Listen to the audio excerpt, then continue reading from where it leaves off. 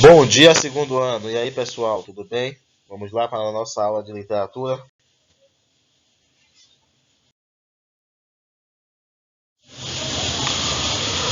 Hoje estudaremos Pré-Modernismo 2, página 113. Nós já estudamos a primeira parte para entendermos o que foi o movimento pré-modernista. Isso nós já sabemos.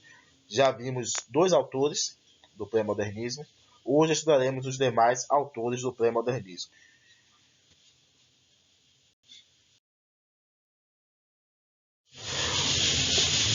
O primeiro autor a ser estudado é Monteiro Lobato. Monteiro Lobato ele formou-se em direito e exerceu a promotoria. Ele foi herdeiro do seu avô, ele herdou uma fazenda e por isso ele teve contato com a vida rural. Esse contato com a vida rural rendeu para ele matéria-prima para compor as suas obras. Então a temática rural está muito presente em suas obras devido a essa herança que ele obteve do seu avô. Ele escreveu crônicas, ele escreveu contos, ele escreveu também ensaios e também literatura infantil, que talvez você associe Monteiro Lobato a Sítio do Pica-Pau Amarelo, que ele se destacou, certo?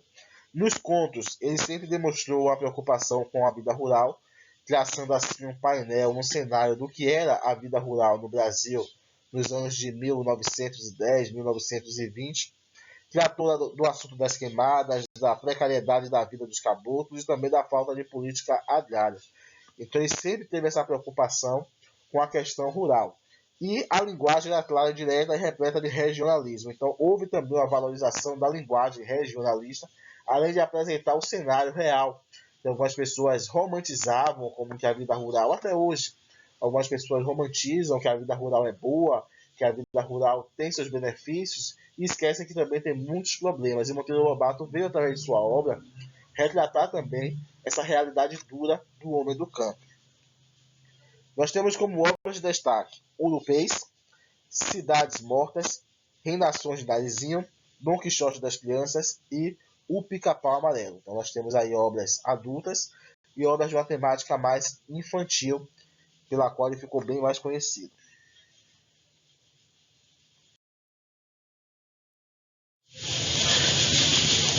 Lima Barreto já tem uma história um pouco diferente da de Monteiro Lobato.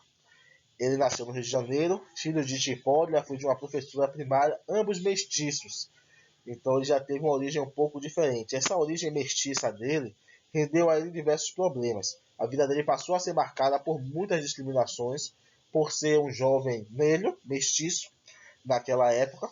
Ele perdeu sua mãe quando ele tinha 6 anos de idade, e quando ele chegou aos 22 anos de idade, ele teve que abandonar o curso técnico da escola politécnica para cuidar de sua família. Então ele teve que assumir uma responsabilidade aos 22 anos, já com trauma de perder a mãe aos 6 anos.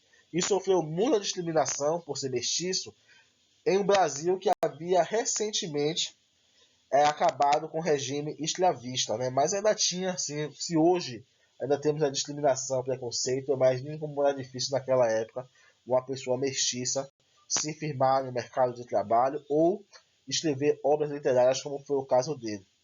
Como principal obra de destaque, nós temos O Triste Fim de Policarpo Quaresma. É uma obra que faz uma sátira ao regime nacionalista, à posição nacionalista ufanista, aquele orgulho de ser nacionalista que existia naquela época. Mas ele escreveu também romances, contos, sátiras e crônicas. E ele inovou por apresentar uma linguagem muito mais simples para a poesia, para as suas obras, sem precisar de rebuscamento, e foi criticado na época justamente por isso, por ser uma obra muito simples, muito fácil de ser compreendida. Qualquer pessoa poderia e pode ler e compreender uma obra de Lima Barreto.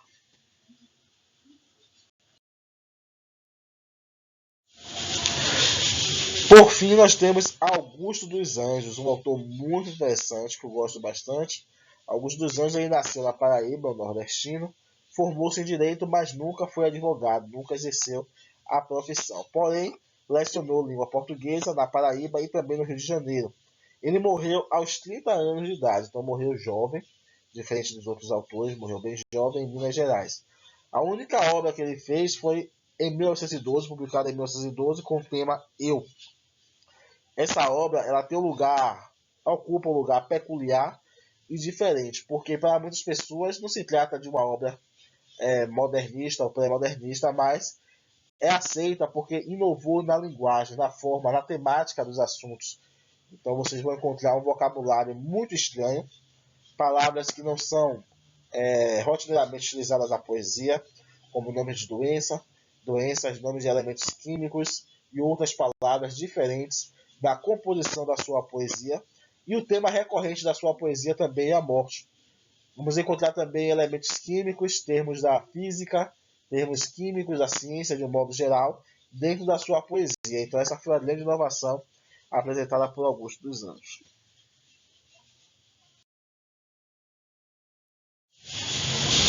Então esses foram os autores pré-modernistas que serão cobrados na avaliação de vocês. Então desde já tenham atenção, se organizem para que possam atingir a meta dos estudos. A atividade para casa fica nas páginas 108, 109 e 110. Tá bom, gente? Tchau, tchau. Até o nosso próximo encontro amanhã com redação.